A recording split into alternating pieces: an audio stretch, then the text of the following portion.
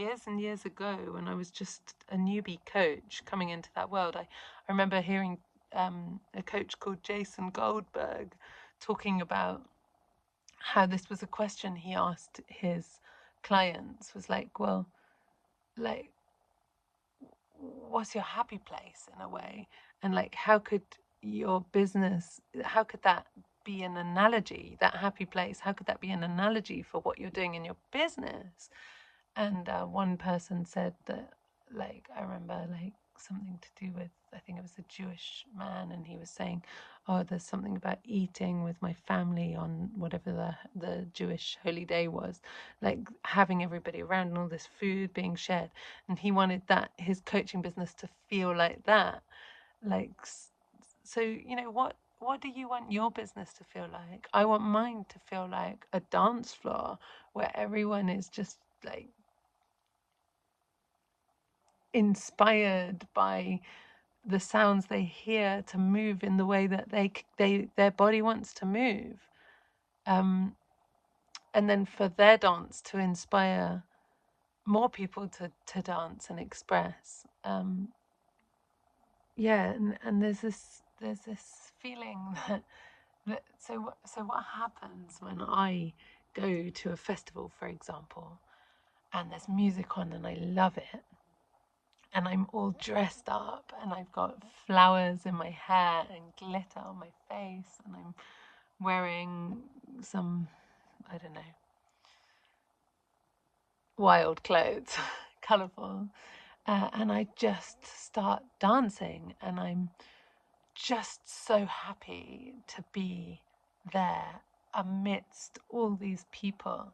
And there's something that happens at a festival, which is that people are more generally open, and everyone's kind of sitting around. And this is why I love festivals, because they're,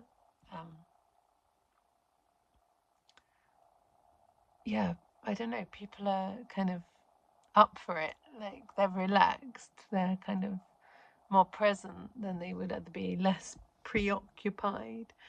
And yeah, and I've kind of playing with this idea in my mind that what I do when I'm on a dance floor like that and I'm dancing is like, I'm having a great time, right? Like, I'm doing some funky dance moves, like just whatever's coming. I'm really at home dancing because I've done a lot of dance training over the years. I've done ballet dancing, I've done tap dancing, I've done modern dance, whatever that is. I've done jazz dancing, I've done cheerleading. I've like I've kind of played. I've never done it officially, but I've played with like flamenco dancing and Bollywood dancing, and you know, I've put in the hours on the dance floor, right? And so I feel very comfortable just moving to music, and it brings me a lot of joy to do that. And when I'm dancing at a festival in that kind of environment, almost always these days, somebody comes up to me afterwards and thanks me for dancing, for being so free, you know. And there's this sense of like, wow, you're so free, you're so, you know. And and so that's one part of it. Like, I'm aware that people are what, like, I'm aware, because I've had the experience of people telling me enough times that it's not easy for everybody to do that. And this isn't about technical dance moves, although, you know, you can study them and learn them if you want to. It's about the freedom of expression. And I think that is what surprises people the most, right? Like, people aren't used to being around somebody who's completely free in the way that they're expressing themselves. Like, it not knocks you off, like it kind of it surprises people to see that somebody completely free in their expression. And a number of times people have said, oh, I could never do that. I like, and there's a sense of like, I was attracted to you, or I was watching you because, wow, it was kind of like, how can you do that? So where am I going with this? It occurs like, so when I am dancing, what I want more than anything else is for the people around me to be dancing too.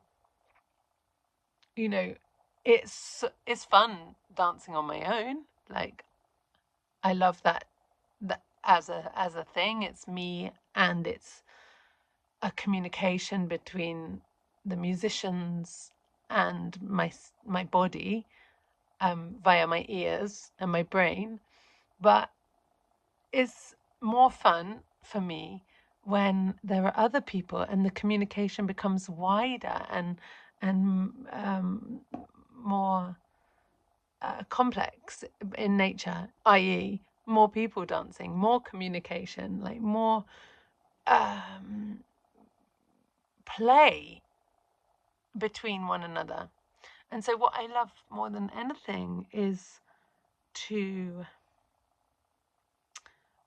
when I see, and when I'm dancing, I'm always looking around for a spark, for somebody who wants to dance but isn't quite letting them, or like they're kind of doing a little thing but they're not quite going for it. Maybe their partner's not dancing, and so they kind of, you can tell when someone wants to dance but they're not quite allowing themselves, or they don't feel permission, or, and so I kind of see it as my job to just, and I would never do this, or at least I try not to force dancing upon anyone. But when I notice a sparkle of like inspiration, or like feel a nudge to like bring someone in, I like to do that. I like to like playfully like go and get them and like give them a cheeky like, come on then, or like, or another thing I do is I just go over to someone and just mirror their whatever move they're doing, and then it just becomes funny, and then there's like, they loosen up and then they laugh, and it's so therapeutic, this it's, yeah, it really is. Like, I mean, I've never studied dance therapy, movement therapy, but I have studied music therapy, and what I know from my time studying music therapy was that one way of working was to invite a person to come and make a sound, and then you would mimic that sound, or you would support that sound with a harmony, and you would play something. You'd kind of do like either a call and response, or just literally just mirroring and copying or harmonizing with that sound. So it's like they express, and simply by your noticing their expression and that being accepted and encouraged, is like, it communicates so much just by mirroring that sound or movement back to them. And I'm sure it's the same in art therapy too. I imagine that there would be an encouragement to make a brush stroke, and then that the art therapist would like make another brush stroke that kind of complements it. And so many times we're so afraid of getting it wrong, of making a mistake. And we don't like we don't need to be told, yes, that's right or wrong, but just somebody just witnessing your expression gives you, and not criticizing you or not shutting it down, but just by carrying on the dance or the song or the painting or whatever it is, that is inbuilt permission. Like, oh, okay. And so many people I know are creatively, they just don't feel creative, and it, like, feel like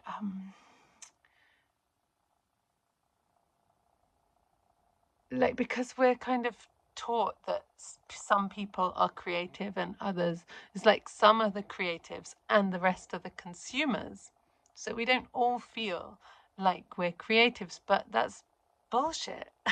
We're all creative, and there's no right and there's no wrong.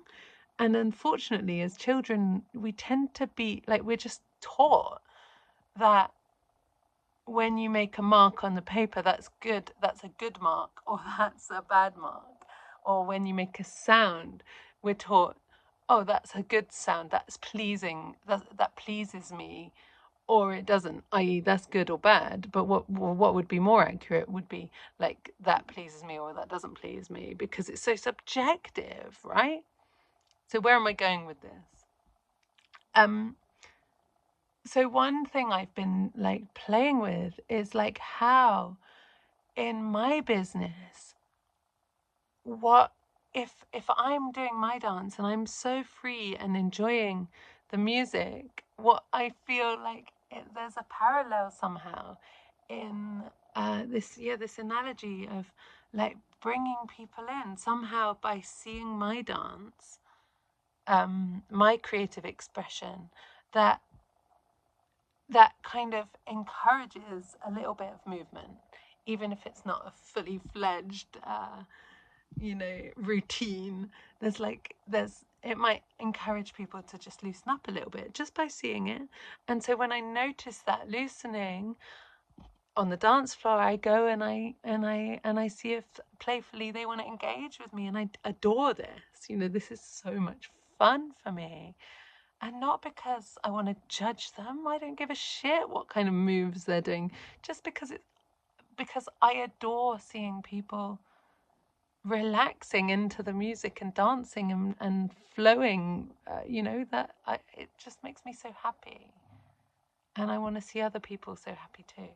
So there's something about, in my business, I feel like, this is a nice analogy somehow. I don't want people to be dancing like me. I want them to be dancing like them.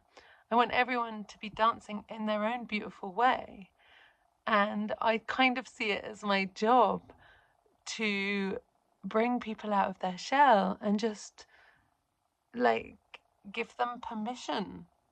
Like, it's bonkers that we need permission, but that's the world we live in. It's like we've often got shut down creatively as young people, and we just need a bit of encouragement. Like, yeah, it's okay, yeah, you can dance like that, yeah, you can do that move, like, whatever, do what you want.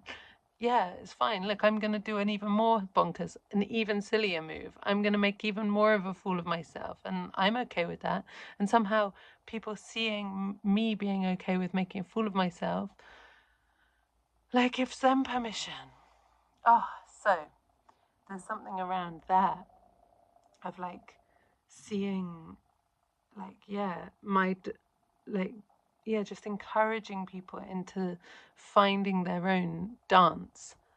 um their own dance moves. And of course then you could go further and say, well, finding the music that they want to dance to and their own specific dance floor that they want to be central to. I mean, yeah, but like, if you have a business and like maybe your thing's not dance, but like thinking about, what makes you the most happy, just like how I've developed this analogy of the dance floor. Like, what about you? Like, how would you love, like, what's one of your favorite places to be in the world? What's your happy place in a way? And like, how could that be an analogy, that happy place? How could that be an analogy for what you're doing in your business? So yeah, those are my thoughts. I'd be so curious to hear what your reflections are on this. Bye for now.